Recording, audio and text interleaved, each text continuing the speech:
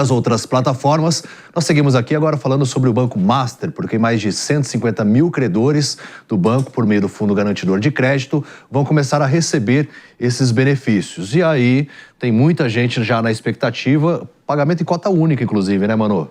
Pois é, David, mas vale lembrar que esse pagamento só é feito para os clientes que investiram até R$250 mil. Aqueles que tinham mais valor investido não são cobertos pelo Fundo Garantidor de Crédito. E aí, nesses clientes que não são cobertos pelo FGC, estão incluídos diversos fundos da Previdência de estados e municípios brasileiros que usaram dinheiro dos aposentados para beneficiar o Banco Master, e esse rombo terá que ser coberto pelo pagador de impostos. Eu espero que possamos, com o desdobramento desse caso, ter uma investigação séria sobre quais foram os critérios de decisão desses governos de estados e municípios, porque isso aí é dinheiro público. E tem um outro aspecto também que a gente está observando, né, conforme as apurações, tanto da Polícia Federal como também das outras esferas.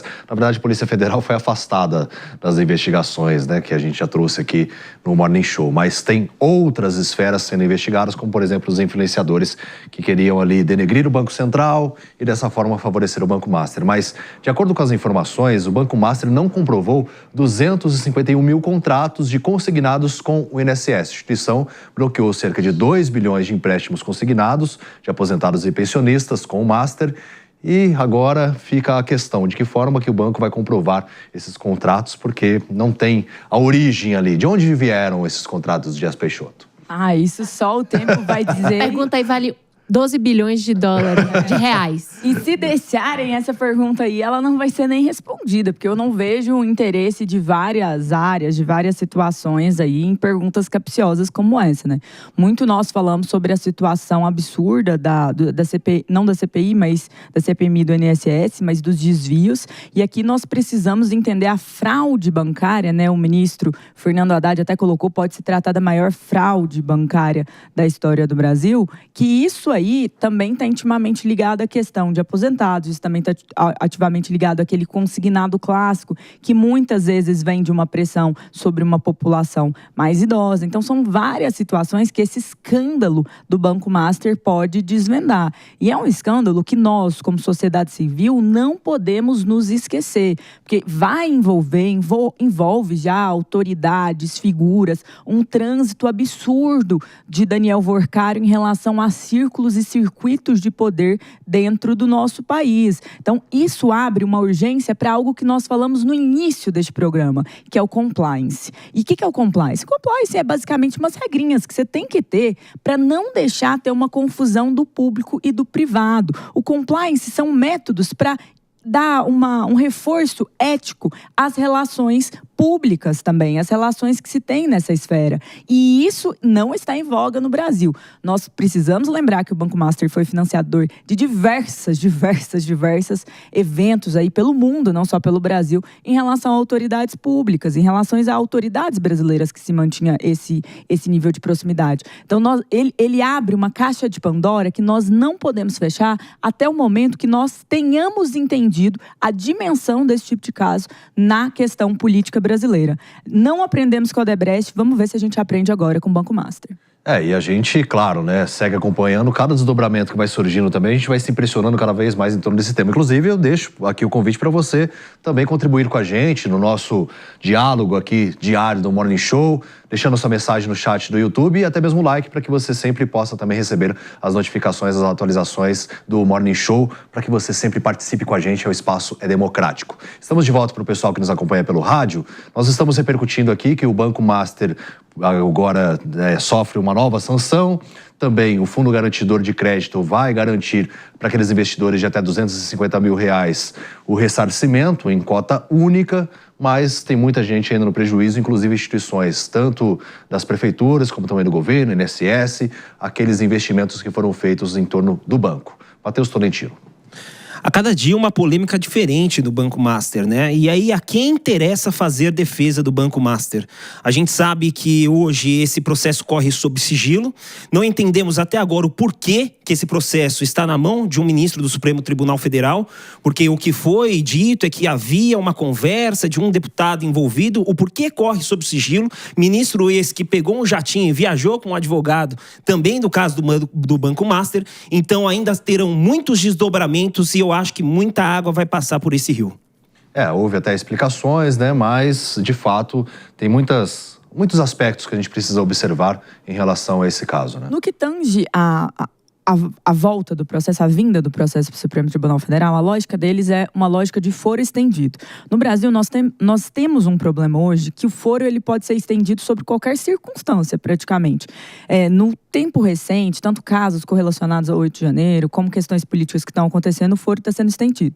Aqui era uma menção específica a um deputado que estava naquele processo e, a partir disso, o ministro Dias Toffoli acatou um pedido da defesa do Daniel Vorcaro em relação a isso. Então, ele foi solicitado ali, essa decisão, foi uma solicitação da defesa, e o processo vem para o Supremo Tribunal Federal, e a partir disso tem a situação de sigilo, tem situações em relação à própria Polícia Federal, tem situações em relação aos senadores que tinham ali alguns documentos em relação às investigações. Então, é uma questão que nos abre uma discussão também sobre o foro, mais uma vez, que tem sido um tópico muito presente no Brasil. As decisões, elas terem mais parâmetro. Porque se, afinal de contas, qualquer conversa com o deputado federal significar, numa padronização, que você tem agora possibilidade de estar na Suprema Corte, ser sulgado ali pelo STF de cara, vou te falar, o Supremo vai julgar uns 700 milhões de casos por ano, e isso é impossível. A Suprema Corte não deveria poder e nem fazer isso, até para não ficar cheia de processo, julgar o essencial. Não acho que seja essencial um caso desses para a Suprema Corte. E vale frisar, essencial e invisível aos olhos nesse caso, né? É totalmente invisível, até porque está em sigilo, mas vale frisar. A gente está falando de uma menção a um parlamentar. Não é que o parlamentar virou réu, né? Ele foi mencionado, aí o processo já foi atraído pelo Supremo Tribunal Federal. Isso não faz nenhum sentido. Mas o Congresso Nacional, para prevenir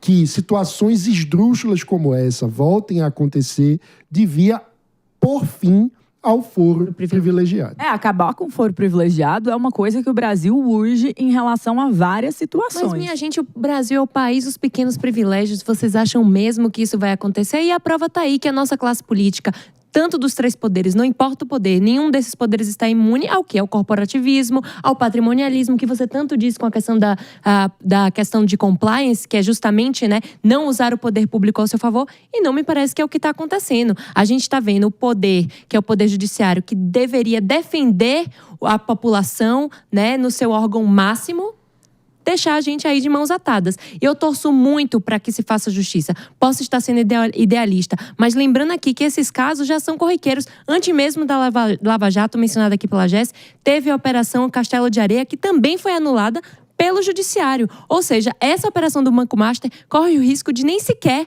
ser julgada. Sem dúvida alguma. A gente vai seguir acompanhando, trazendo todas as atualizações aqui para vocês. O pessoal participando do chat aqui no YouTube, muita gente indignada com essa situação. Então, assim, até manda o seu município, de onde você está falando, fica o convite aqui, que eu quero saber, eu gosto de saber para vocês que nos acompanham pela internet, né? Para que a gente possa, então, receber as suas atualizações, as suas informações e mostrar de onde você está falando, para que a gente também possa repercutir as notícias aí da sua cidade. Vamos trazer agora atualizações internacionais. Quer falar mais alguma coisa, mano? Eu só ia dizer que nos comentários tem gente falando aqui que a gente não mencionou, que o principal doador de campanha do governador Tarcísio é cunhado do Daniel Vorcaro. A gente tratou disso na semana passada. Mas se a gente for pegar todos os políticos que têm algum tipo de envolvimento, vai dar um PowerPoint muito maior do que aquele do Dallagnol.